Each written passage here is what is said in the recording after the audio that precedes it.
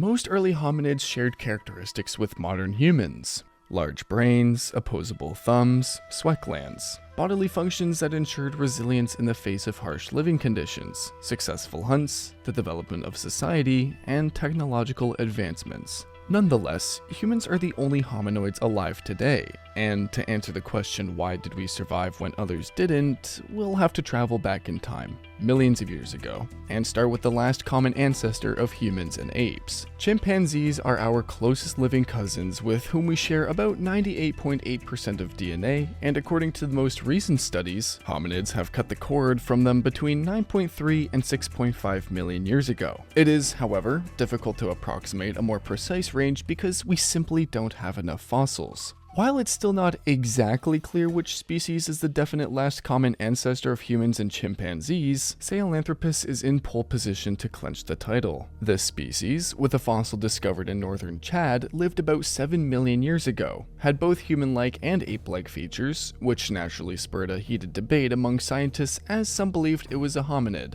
while others argued it was a chimpanzee. Nicknamed Tume, this species had a relatively small skull for human standards, more similar in size to existing chimpanzees, while their facial features were completely unlike modern humans, with a flatter face and a heavy brow ridge. The hill most scientists from both sides are willing to die on is the bipedalism of this species. Bipedalism, the ability to walk on two legs while standing upright, is one of the major defining characteristics of all hominids. If a species isn't bipedal, it's not a hominid. As simple as that. The issue with Sahelanthropus is that it's impossible to figure out whether they were bipedal. In 2002, some scientists said that it would not be unreasonable to say that Sahelanthropus was capable of walking upright. However, this was entirely based on skull remains, and it would take another 18 years for scientists to fully describe the femur and deduce that Sahelanthropus was most likely incapable of bipedalism. You'd think the story was over, but in 2022, another group of scientists argued that it was, in fact, bipedal, based on its femur, and a year later, another group disputed that, and so on, and so on. The remains are simply not complete enough to come to an agreement for either argument, and thus, Sahelanthropus could still be a hominid and an ape, but because of its features, geographic and temporal range, it's currently considered the closest thing we have to a last common ancestor. From here on out, every species would have fewer similarities with chimpanzees and apes, and develop more features that we today recognize as human. Australopithecus, whose fossils were found all across Africa, was originally considered as the first definite hominid species with two subspecies that lived between 5.6 and 4.4 million years ago. Their features are largely human-like, such as the fact that they were almost definitely bipedal, their brains were more similar in design to human brains than to chimpanzee brains, and the base bone of their middle fingers was shaped in the same way we see it in other hominids. On the other hand, they were largely arboreal, which means they spent the majority of their time in the trees, similar to chimpanzees, and their feet, despite the fact that they were bipedal, evolved for grasping and climbing, instead of walking. Although they possessed both human and ape features, they heavily favored the human side, but scientists are reluctant to call them the oldest human ancestor just because there still aren't enough fossils to definitely identify them as hominids. Therefore, the title of the oldest hominid species goes to Australopithecus. There were several subspecies of Australopithecus sharing Africa's plains and woodlands at the same time, with the oldest fossils dating to 4.2 million years ago, before going extinct around 600,000 years ago. One of the most important fossils is that of the Tong child, which was dubbed the most important anthropological discovery of the 20th century when it was first found.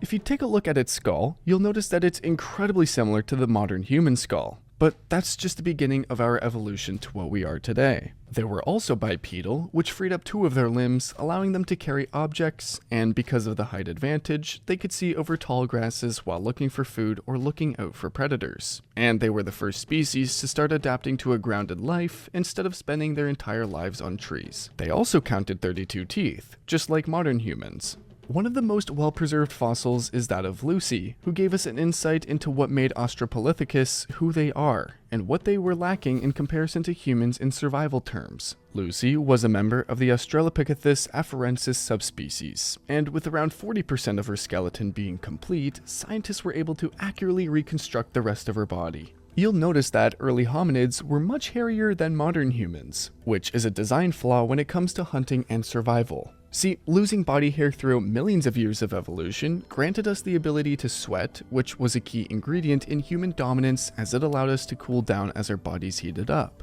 This, in turn, allowed us to chase after prey for miles and miles, sometimes literally running an animal down until it would simply die of exhaustion. Australopithecus couldn't do that, so they mostly ate fruits, tubers, and vegetables, with an easy-to-catch animal being a rarity. The small size of their brain, especially in key areas such as the language center, was another disadvantage. Crudely put, Australopithecus were nowhere near as intelligent as modern humans, and although they did live in tribes that had some form of societal structure, they weren't as organized as later hominids. Aside from that, their limited intelligence disallowed them from using tools, at least according to most recent evidence, and even if they figured out how to cut organic material with rocks, they didn't utilize tools to their maximum ability. This, in part, is the reason behind their extinction. Before we move into the details, we have to point out that, unlike humans today, those hominoids weren't populating the planet in the billions. It's impossible to gauge the exact population sizes, but they were minuscule in comparison to modern humans, which is why they were much easier to wipe off the map. Part of the reason Australopithecines and Ardipithecines were extinct lies in natural climate change.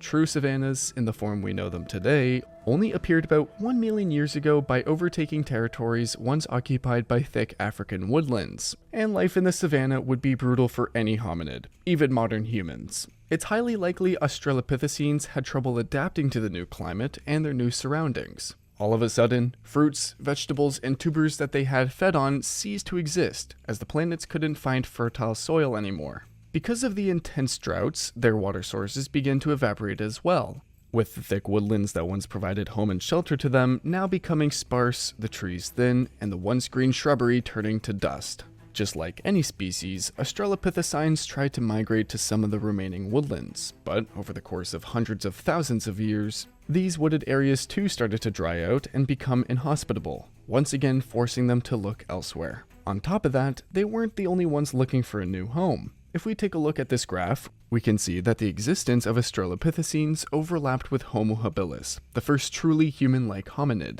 This means that, aside from having to learn how to survive in a new, hostile, arid environment, Australopithecines also had to compete for shelter and resources with a new species, one noticeably smarter and stronger than themselves. They were, at the same time, continuously mating with newer hominids, which is a slow, progressive way of being wiped out, with some of their genetic legacy remaining in the genes of new hominids, but the majority of it being left behind in history. They were fighting a losing battle from the start, and with their populations counting fewer members with every generation, the writing was on the wall for Australopithecines. Nevertheless, the first domino has fallen with Australopithecus, and the line would inevitably lead to the emergence of Homo sapiens. The oldest known fossil of the genus Homo is classified as LD 350-1. Found in Ethiopia and dating around 2.7 million years ago, the single jawbone gave us an insight into the transition from Australopithecus into Homo.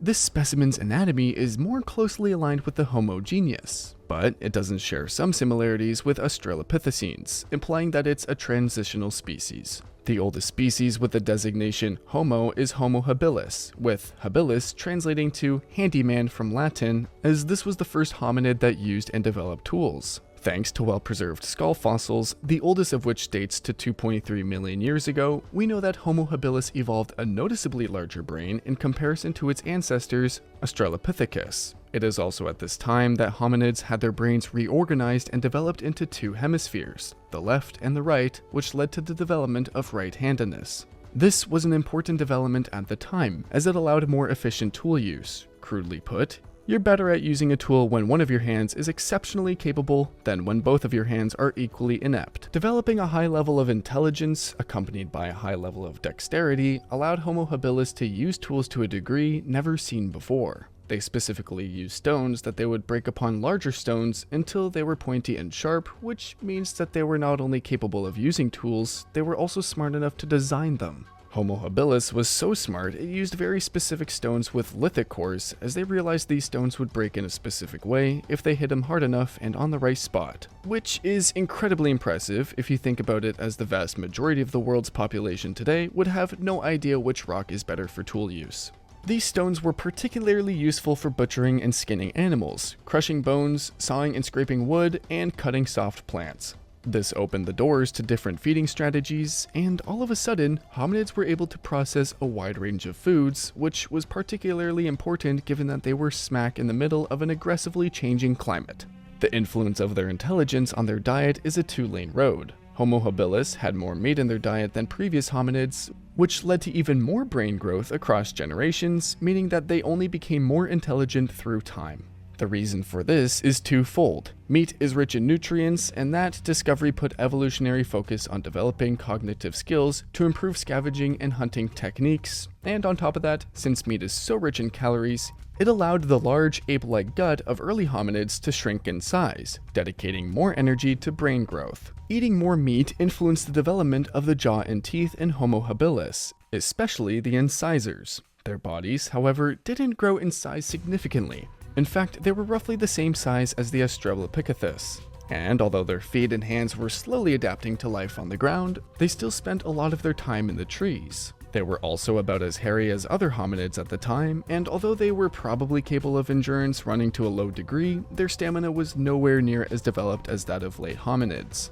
What they lacked in physical aspects, they compensated in teamwork. Homo habilis used communal butchering and eating grounds, with several tribes coming in contact with one another there. A single tribe was most likely consisting of about 70 to 80 members, with the males taking on the primary task of defending the group from predators, which was very important as there are several fossils with clear marks of crocodile, leopard, and hyena predation. Homo habilis also had a related subspecies called Homo rudolfensis. Based on fossil evidence, these hominids were larger and stronger than Homo habilis, and they shared roughly the same territory at the same time. Their cultures were vastly similar, but Homo rudolfensis is not associated with tool use.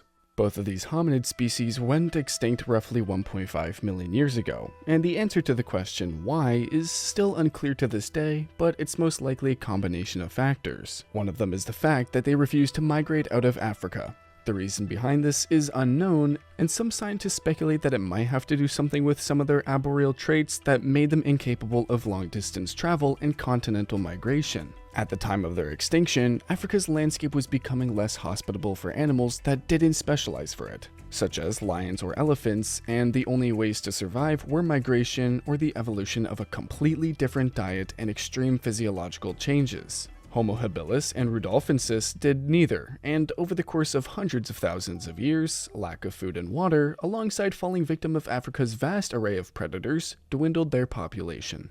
Despite being a relatively short-lived species, Homo habilis certainly left a mark on the entire family tree of hominids, as they mated with other hominid species and transferred some of their genes which helped other species survive. Homo erectus and its subspecies are the most important hominids to our understanding of our own species. The Homo sapiens, as they're the last common ancestors of humans, Neanderthals and Denisovans, and a half dozen other hominids. This hominid species derived from early Homo or late Australopithecus species, and they coexisted with Homo habilis in Africa for almost 500,000 years, which saw them share genetic material, which would help them evolve towards what we today understand are human features. The oldest Homo erectus fossils date to about 2 million years ago, and they're one of the largest lasting hominid species as they only went extinct about 100,000 years ago, which means that they have coexisted alongside humans for a while. The reason Homo erectus survived for so long is because of its evolution and migration. They're the first hominids that migrated across continents, leaving Africa soon after evolution, around 1.8 million years ago, pushing into southern Asia and Europe at the same time. There are specifically 3 modifications to the behavior and physiology of Homo erectus that ensured their success as a species. For one, they were the first completely bipedal hominids. As explained earlier, Homo habilis were bipedal, but they still couldn't commit to long-distance travel, while the same can't be said for Homo erectus, whose name literally translates to the upright man. Aside from standing upright, they were taller and stronger than other hominids, with longer legs in relation to the rest of their body and extraordinary thick bones. They were also the first hominid species to develop a thick, fleshy nose, which was a crucial adaptation during the increasingly dry and arid climate that was taking over Africa at the time, allowing them to retain moisture when breathing in the dry air. Homo erectus also turned to a more meat-focused diet and became the first hominid hunter in history. It's presumed that Homo erectus started thinning out its body hair around 1.2 million years ago, and returning back to what I said earlier, this granted them the ability to sweat, which helped them chase animals down. Rhinos, elephants, hippos, bovines, boars, and even elephants are often associated with Homo erectus because of the butchered remains found in some sites. The fact they could hunt game this large is a testament to their intelligence, as it would be impossible to do that without the proper use of tools, and Homo erectus is credited with the greatest technology jump in prehistory. First of all, they perfected stone tools that were first used by Homo habilis. They invented the hand axe, using it for butchering meat, processing vegetables, and woodworking. By combining woodworking and stone shaping, which is called knapping, they were able to shape spears and digging sticks, which made hunting for game and gathering roots and tubers much easier. Secondly, they were the ones to wield fire, with the oldest fire site in the world being 1.7 million years ago, while they were also the first hominids to cross seas with makeshift rafts, arriving at some Mediterranean islands during their migrations. Their perhaps greatest achievement is the development of the crude language they used. Although Homo erectus did not have the respiratory muscles needed for speech production, they probably had their own form of language, which combined gesturing and non-articulated sounds. What's particularly important about Homo habilis is that it has many subspecies, and we're particularly interested in two of them, the first one being Homo ergaster. This species is particularly important in terms of hunting, as they were the first hominids to become apex predators because of their intelligence, and their perfection of the hand axe, something that Homo erectus couldn't accomplish. They were also the first hominids to form truly monogamous bonds. The second subspecies we're interested in is Homo heidelbergensis, as they're direct ancestors of modern humans. These hominids are one of the youngest hominid subspecies, only appearing about 700,000 years ago, with the latest fossils dating to about 300,000 years ago. Their emergence was caused by an apocalyptic event that nearly wiped hominids off the face of the earth. According to recent studies, the global population was reduced to less than 1,300 individuals between 800 and 900,000 years ago, and that population bottleneck fueled the evolution of Homo heidelbergensis. These hominids made another large leap to modern humans, as they incorporated meat as an essential component in their diet, hunting big game with even more success than Homo erectus.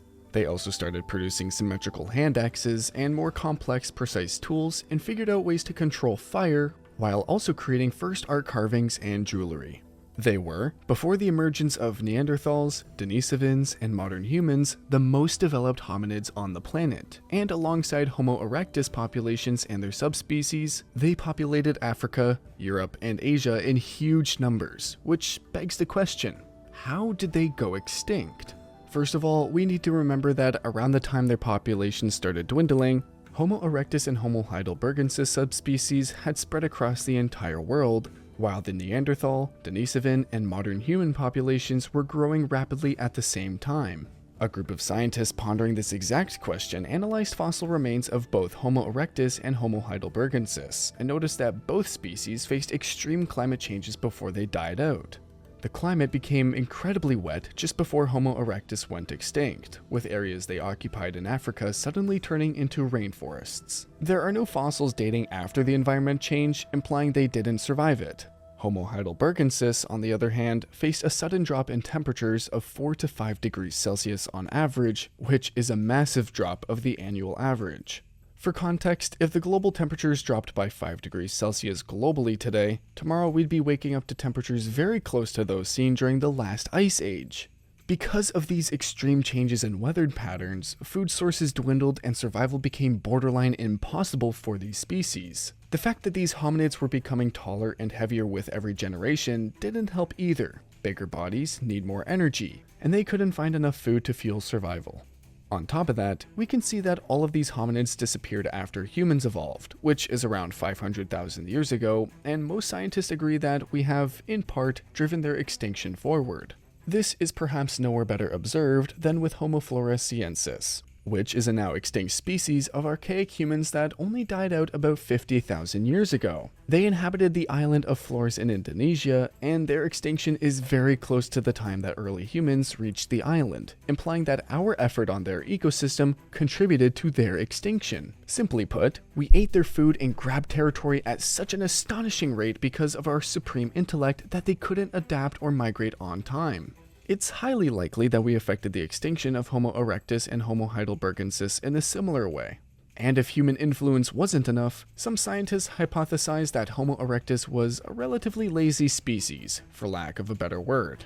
Based on fossil findings of rocks and tools, they believe Homo erectus did not technologically evolve past the initial technological jump in which they developed hunting techniques, tools, and started preparing food with fire. In comparison, there's concrete evidence that Neanderthals and early humans climbed mountains just to find high-quality rocks. Therefore, once the environment started aggressively changing, and humans started occupying their territory and hunting their food, Homo erectus groups were completely technologically unprepared. Although enclaves of their population have lasted longer in some isolated areas, most members of their species were entirely wiped out because of a combination of extreme climate change, lack of advanced technology, and human supremacy. Despite their physical prowess and their impressive cognitive capabilities, they were nowhere near smart and capable enough to compete with humans, which ultimately led to their demise.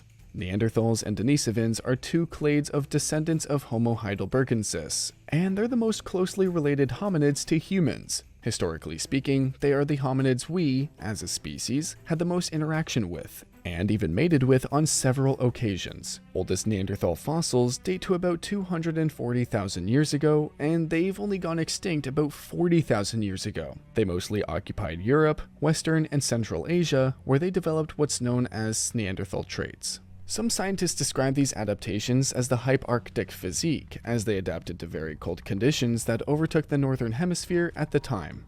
These adaptations include wide noses to warm up cold air, as well as a large brain with great similarities to early human brain organization, leading us to believe that they were highly intelligent. They also had large, strong lungs, and their muscle fibers were specifically developed for sprinting, not long-distance running. Denisovans are incredibly similar to Neanderthals, although there are fewer remains and we know less about them. They lived from about 285 to 25,000 years ago, mainly occupying Central and South Asia. Just like Neanderthals, they were highly intelligent, capable of complex social organization and the use of complex tools. Both of these species were much more advanced in every possible way than compared to the hominids we talked about before. They were smarter, quicker, spreading their cultures over a wide territory, cunning survivalists who showed a high level of adaptability when faced with climate change, and even bred with early humans to further their race. With all that being said, why did they go extinct, and why are we the only humans left? The biggest problem Neanderthals faced was their small population. Their effective population, which only includes males and females that can procreate, ranged between 3,000 and 12,000 individuals. That is a stunningly small population size that could, theoretically, be wiped out by one harsh winter. For reference, Cro-Magnons, the first humans that came into contact with Neanderthals, were at least 10 times greater in numbers than the Neanderthals. This, however, wasn't an issue in terms of conflict, as it rarely came down to that, but in terms of territorial supremacy. Just like with Homo erectus, humans were simply so much smarter and so technologically advanced in comparison to their cousins that they quickly overtook food and water sources. Neanderthals never domesticated wolves, and having dogs along their side when hunting gave humans a huge advantage in the competition for resources. Humans were also breeding at a much higher rate, and Neanderthals were quickly outnumbered by hundreds of thousands of humans. And if that wasn't enough, Neanderthals had an extremely high mortality rate. About 80% of them died before reaching the age of 40, with close to 90% of fossils showing evidence of healed major trauma. Half of all Neanderthal injuries are considered severe by modern medical standards. Neanderthals tried prolonging their existence by breeding with humans, but this didn't really work for a plethora of reasons that we won't get into now, as we have a whole other video dedicated to that. But this only made things worse as their populations dwindled further, while we infected them with pathogens and parasites that their immune systems weren't ready for. The combinations of all these damning factors led to the extinction of Neanderthals. They were simply unlucky to meet us and incapable of competing with us. This story is very similar with Denisovans. Although there's much less evidence to support any theory as definite, we certainly know that they mated with both humans and Neanderthals, which might have opened the door to pathogens they couldn't survive. Just like Neanderthals, their population size was probably very small, and when humans started spreading into their territories, they simply couldn't compete. On top of that, before meeting the first humans, Denisovans were recovering from surviving one of the biggest natural catastrophes in Earth's history, the youngest Toba eruption. Supervolcano Toba erupted around 74,000 years ago in Indonesia, which was right in the Denisovans' backyard, so to say. Less than 10,000 humans survived the eruption, and we can only assume that Denisovan numbers were even smaller. Taking all of that into account, it's not difficult to understand why Neanderthals and Denisovans simply couldn't compete with our existence. It's possible that they could have survived and grown their populations if humans never evolved, but they were both fighting a losing battle the moment we showed up in their territories, leaving us as the only humans left on the planet. In a way, climate changes that greatly contributed to the extinction of early hominids ensured that we survive everything nature has thrown at us. As you might have noticed, anthropologists don't agree on everything. In fact, most theories are heavily debated, but the one thing they all agree on is that climate change was the driver of evolution. Thanks to that, and interbreeding between hominids, Homo sapiens today carries genetic modifications that were spearheaded by our ancestors. We are, by far, the most intelligent hominids that ever lived, capable of complex thought and organization, and we're also physically the most resilient hominids as we've survived illnesses that killed our ancestors. Because of that, humans managed to survive the aforementioned Toba eruption, and we made it through the last ice age, which occurred about 20 to 10,000 years ago. We also survived the bubonic plague not once, but twice, which is something that would wreak havoc upon our early ancestors, and we have also developed defenses from the elements, learned how to manage food sources, keep predators at bay, and change the world to our needs. The supremacy humans have achieved puts us at the top of the food chain, but only thanks to the millions of years of evolutionary trial and error can we be called the only humans on Earth.